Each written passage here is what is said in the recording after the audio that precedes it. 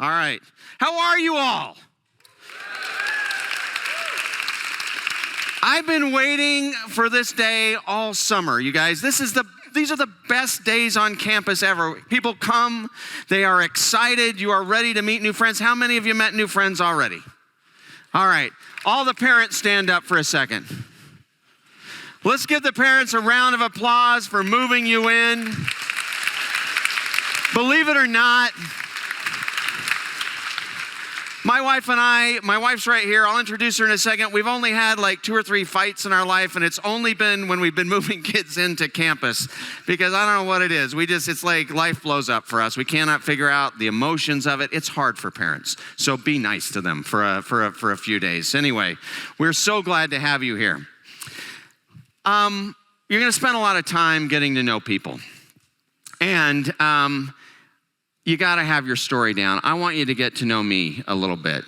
I love this campus. I am absolutely in my dream job. I grew up on this campus. I am actually a 3-generation legacy professor on this campus. I think our family has a cumulative 100 years just hanging out in these buildings.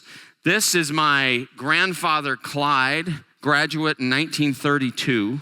He went on to the Stanford University, got a PhD, came back and became the dean of the business school.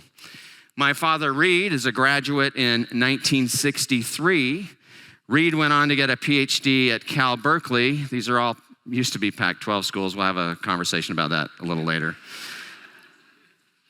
And came back and also taught at the business school.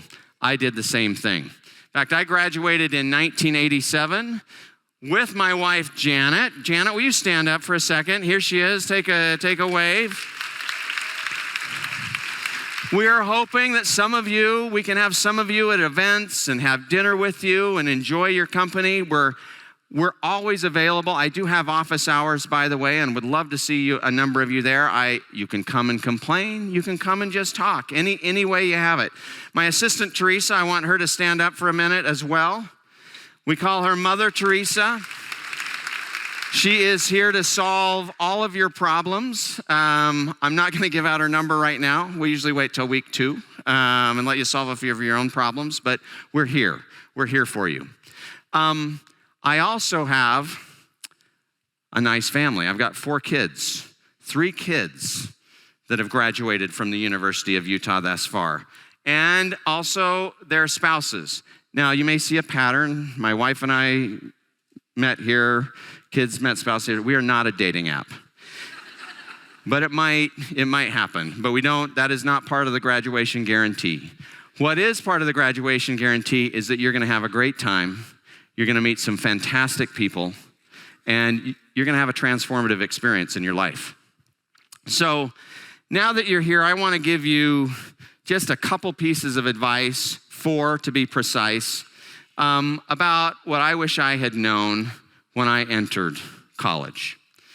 So in week 1, you should have one objective, and that is to find your people. So find someone. I remember sitting down the first week of class in a circle. This was actually graduate school. And this was the introductory moment. And the professor said, I want you to go around, introduce yourself, and tell us your ambitions. Fortunately, they started to the right of me. And there's a man named Frank. Frank said, my name's Frank. Hopefully that was obvious to all of you. And I'm going to be the governor of Georgia. And I'm like, that's bold. I like it. The next person, hi, I'm Marge. I'm going to be the first female president of IBM. And now I'm thinking there's 4 more people and I got to come up with something good. Those people became my friends, lifelong friends. They were phenomenal. Their ambition pushed me. Their ambition made me a better person. Their ambition gave me confidence to do things I thought I would never be able to do. That's who you're going to find in your first week. So find someone. You might find a friend. You might also find it among the faculty. My first semester here, I walked into an intellectual traditions class in the honors college. How many honors college folks are you here? You're gonna love it. Even if you're not, you're gonna still love it, right? I went through the honors college, but I sat in my intellectual traditions class and I was asked to write an essay. I must say, I thought it was the best essay I'd ever written. And when I got it back, there was an F at the bottom. First F I'd ever had in my life. And a little note that said, "Come see me." So I went back, professor by the name of Brooke Hopkins, is unfortunately no longer here. And Brooke said, "I'm gonna give you a chance to write this again." And so I said, "I'd appreciate that." And I sat down and I wrote it again. And I handed it in, and I thought it was better because he'd coached me. And I got it back a week later, and there was a D- at the bottom. And another note that said, "Come see me." I rewrote that thing 4 times, and finally got a B+. But you know what?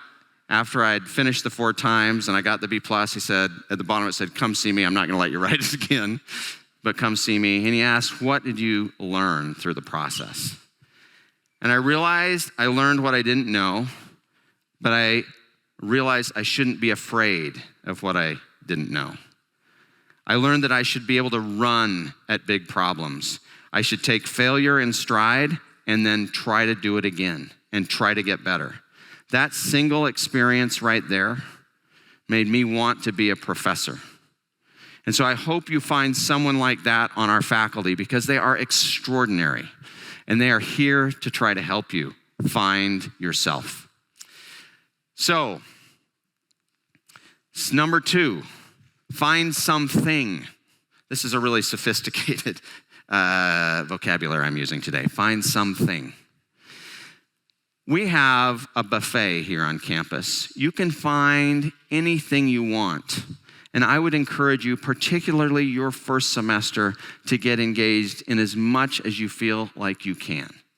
Join a club. Join an outdoor club. Utah is blessed with incredible hikes everywhere. No better place to find someone than on a hike as you're hiking around. Find something you think you would never do. I remember my daughter came to me, said, "Dad, I'm taking the history of hip hop class." I said, "Awesome. I didn't know you were interested in hip hop." I will tell you, it opened her world, right, to a new culture, to a new genre of music. She ended up, and still does today, loving hip hop. She did not major in hip hop, but it is something that brings her incredible joy and fun in life. So make sure you're taking that class that maybe doesn't sound like anything you ever would have taken before. Find something. Next, I want you to think a little bit about the balance you need as a student. Many of you will be moving out of your homes for the first time. So there's just kind of some fundamentals that you got to kind of learn, and moves are major moments in life. I always tell people, I hope you haven't signed up for 4 calculus classes your first semester. You should take 1 or 2 hard classes, but you should also take something a little bit more mellow so that you've actually got time to enjoy the people around you, just get used to living in a different circumstance, but also try to find ways to be successful with yourself. I had a couple really fascinating semesters here. One semester, I needed a few extra credit hours, and I took an outdoor cooking class. It was phenomenal. I learned how to camp. I learned how to cook outdoors. It was the thing that gave me balance that semester.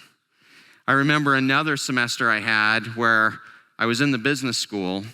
I was struggling with all the presentations that they had me give. Somebody said, "Why don't you take an acting class?" So I took an acting class, way out of my zone. It solved me. It solved the fear of being in front of people. I remember an exercise where I had to stand there straight and tall like this, somebody next to me, and act like I was a talking elevator door and have a conversation as people walked in. I didn't know what to say, but I learned something new. And I also learned that I could actually ad-lib. I could actually think on my feet when I was speaking. That was a class I didn't think I would have ever taken. So find those classes, find those experiences that will actually give you some balance in your education. You're going to have some hard semesters, but make sure you do and have some balanced ones as well. Finally, I believe one of the secrets to life is finding gratitude. There's this guy, his name's Jeff Bezos. He founded a small company. It's called Amazon. Don't know if you've heard of it. He was a 17-year-old, and he was doing a trek across the country in a van with his grandparents, actually mobile home. And his grandmother was a smoker. And he didn't like her smoking. And Jeff was a really smart kid, and he was calculating how many cigarettes she was putting down. And he was calculating then how much life she was losing with every cigarette. And at one point in the trip, he says, "Grandma, I don't know why you're smoking. This is ridiculous. You've just taken 7.773546 years off of your life." Grandpa slams the brakes down, grabs Jeff, hauls him out to the side of the road, and says, "Jeff, you're clever, and it's important to be clever, but it's way more important to be kind." And Mr. Bezos says he never forgot that. We are kind when we express gratitude to people. So when you get that first parking ticket, look at that man and say, "That is so nice of you to give me that parking ticket. I'm sure you really didn't mean it. Maybe they'll tear it up. I don't know. My kids have graduated with 35 parking tickets. Parents, you do need to pay those before they graduate, but that's okay. We got 4 years to take care of all that." Anyway, I'm thrilled to have all of you here. This is a place, this is a family. I think you're going to love it. We love it. Come see us. Come talk to us. We try to operate this place with open doors. We try to solve problems for people. We know that this is an incredible transition of life. I hope you see the possibilities in front of you. I hope that someday you'll say, "You know what? I found someone. I found something. I found balance in my education, and I'm really grateful that I had the opportunity that many others don't have to get a college education, and it changed my life." Thank you very much for being here. We're thrilled to have all of you, and go Utes.